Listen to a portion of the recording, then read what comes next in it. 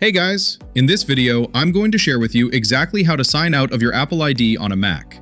To get started, let's open System Settings. Click on the Apple icon, then select System Settings. When the window pops up, go ahead and click on your avatar right at the top of the sidebar. Now you'll see a Sign Out button at the very bottom of the window. Go ahead and click that. A new window will appear. It's basically asking if you want to keep a copy of your data. Things like saved passwords, contacts, and calendars. If you are planning to sell this machine, make sure to uncheck all these boxes to wipe your personal data off this Mac completely. Otherwise, just check the boxes for what you want to save and hit Keep a Copy.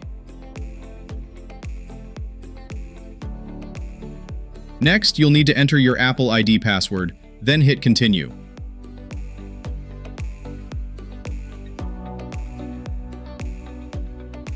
After that, enter your Mac's login password.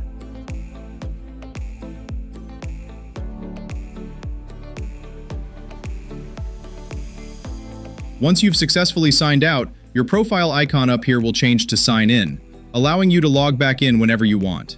Now here are a few things to keep in mind before you do this. First, once the sign out is complete, all Apple services syncing to the cloud will disconnect. Things like iCloud Photos, files in iCloud Drive, notes, or contacts will disappear from this Mac. But don't worry, they aren't deleted permanently. They are still safe in the cloud and on your other Apple devices like your iPhone or iPad. They just won't show up on this Mac anymore. Second, linked services. You won't be able to download or update apps from the App Store, Apple Music will go offline, and importantly, Find My Mac and Activation Lock will be completely turned off.